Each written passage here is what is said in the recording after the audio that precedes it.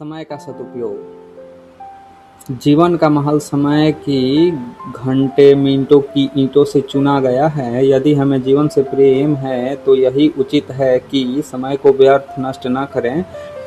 मरते समय एक विचारशील व्यक्ति ने अपने ही जीवन के व्यर्थ में चले जाने पर अफसोस प्रकट करते हुए कहा था, मैंने समय को नष्ट किया, अब समय मुझे नष्ट कर रहा है।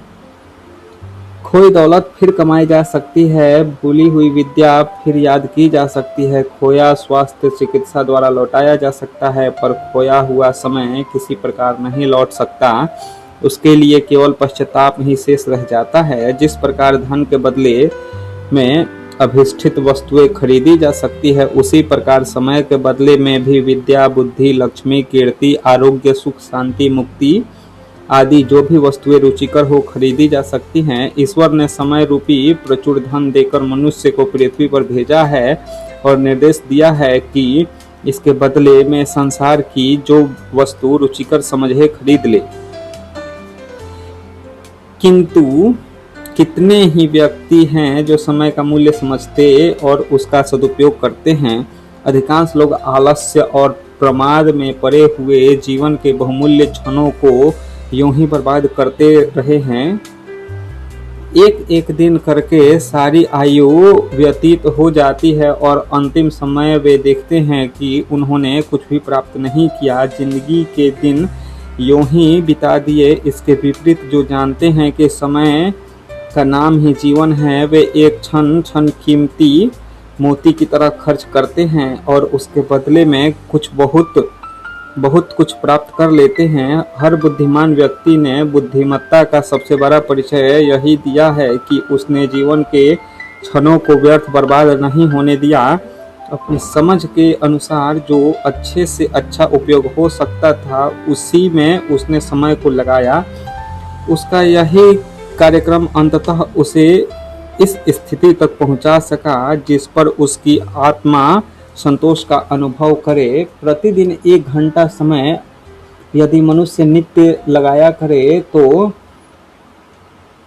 उतने छोटे समय से भी वह कुछ ही दिनों में बड़े महत्वपूर्ण कार्य पूरा कर सकता है। 1 घंटे में 40 पृष्ठ पढ़ने से महीने में 1200 पृष्ठ और साल में करीब 15,000 पृष्ठ पढ़े जा सकते हैं। यह क्रम 10 वर्ष जारी रहे तो 1.5 लाख पृष्ठ पढ़े जा सकते हैं। इतने पृष्ठों में कोई 100 ग्रंथ हो सकते हैं। यदि वे एक ही किसी विषय के हो तो वह व्यक्ति उस विषय का विशेषज्ञ बन सकता है। 1 घंटा प्रतिदिन कोई व्यक्ति विदेशी भाषाएं सीखने में लगाए तो वह मनुष्य निसंदेह 3 वर्ष में इस संसार की सब भाषाओं का ज्ञाता बन सकता है। 1 घंटा प्रतिदिन व्यायाम से कोई व्यक्ति लगाए करे तो अपने आयु को 15 वर्ष बढ़ा सकता है। संयुक्त राष्ट्र अमेरिका के प्रख्यात गणितज्ञ आचार्य चार्ल्स फर्स्ट ने प्रतिदिन 1 घंटे गणित सीखने का नियम बनाया था और उस नियम पर अंत तक डटे रहकर इतनी प्रवीणता प्राप्त की। ईश्वरचंद्र विद्यासागर के समय के बड़े पाबंद थे। जब वे कॉलेज जाते तो रास्ते के दुकानदार अपनी घड़ियां उन्हें देखकर ठीक करते थे। वे जानते थे कि विद्यासागर कभी 1 मिनट भी आगे पीछे नहीं चलते। एक विद्वान ने अपने दरवाजे पर लिखा था, कृपया बेकार मत बैठिए, यहाँ पधारने की कृपा की है तो मेरे काम में कुछ मदद भी कीजिए। साधारण मनुष्य जिस समय को बेकार की बातों में खर्च करते हैं, उसे विवेकशील लोग किसी उपयोगी कार्य में लगाते हैं। यही आदत है जो सामान्य श्रेणी के व्यक्तियों को भी सफलता के उच्च शिखर पर पहुंचा देती है। मोजार्ट ने हर घड़ी उपयोगी कार्य में लगे रहना अपने जीवन का आदर्श बना लिया था। वह मृत्यु शैया पर पड़ा रहकर भी कुछ करता रहा। रेक्यूम नामक प्रसिद्ध ग्रंथ में मौत से लड़ते लड़ते पूरा किया।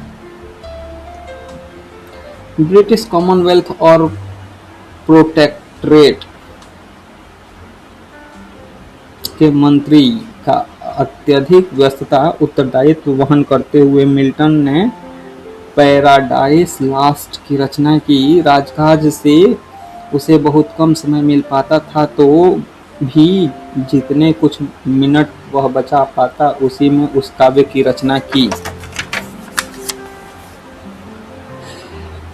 ईस्ट इंडिया हाउस की क्लर्की करते हुए जॉन स्टुअर्ट मिल ने अपने सर्वोत्तम ग्रंथों की रचना की। गैलीलियो दावा दारू बेचने का धंधा करता था, तो भी उसने थोड़ा थोड़ा समय बचाकर विज्ञान के महत्वपूर्ण आविष्कार कर डाले। हेनरी किरकवार्ट को सबसे बड़ा समय का अभाव रहता था, पर घर से दफ्तर तक पैदल आने और जाने का समय सदुपयोग करके उसने ग्रीक भाषा सीखी। फौजी डॉक्टर बनने पर अधिकांश समय घोड़े की पीठ पर बिताता था।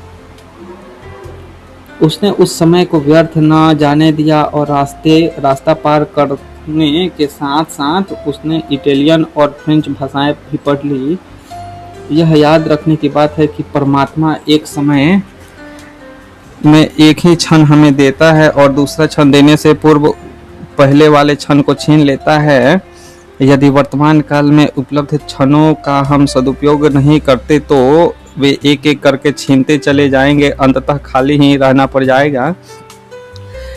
एडवर्ड बटलर लिटन ने अपने एक मित्र को कहा था, लोग आश्चर्य करते हैं कि मैं राजनीति और पार्लियामेंट के कार्यक्रमों में व्यस्त रहते हुए भी इतना साहित्यिक कार्य कैसे कर लेता हूँ कि 30 ग्रंथों की रचना मैंने कैसे कर ली। पर इसमें आश्चर्य की बात नहीं, यह नियंत्रित दिनचर्या का चमत्कार है। मैंने प्रतिदिन 3 घंटे का समय पढ़ने और लिखने के लिए नियत किया हुआ है। इस समय मैं नित्य ही किसी न किसी प्रकार का साहित्यिक कार्यों के लिए समय निकाल लेता हूँ। बस इस थोड़े से नियमित समय में मुझे हजारों पुस्तकें पढ़ डालने और 60 ग्रंथों के प्रणयन का अवसर ला दिया।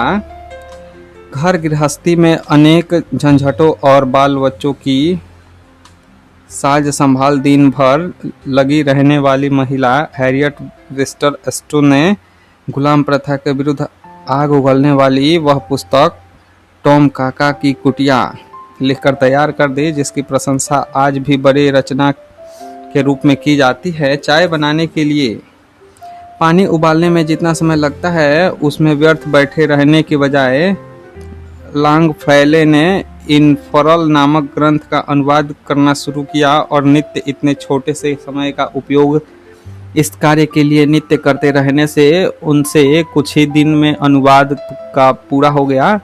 इस प्रकार अंकगणित का उदाहरण हमें अपने चारों ओर बिखरे हुए मिल सकते हैं। हर उन्नतिशील और बुद्धिमान मनुष्य की मूलभूत विशेषता में एक विशेषता अवश्य मिलेगी, समय का सदुपयोग। जिसने इस तथ्य को समझा और कार्य रूप में उतारा उसने यही आकार कुछ प्राप्त किया। अन्यथा तुच्छ कार्यों में आलस और उपेक्षा के साथ दिन काटने वाले लोग किसी प्रकार सांसें तो पूरा कर लेते हैं पर उसके लाभ से वंचित रह जाते हैं, जो मानव जीवन जैसी बहुमूल्य वस्तु प्राप्त होने पर उपलब्ध होनी चाहिए या हो सकती थी। धन्यवाद।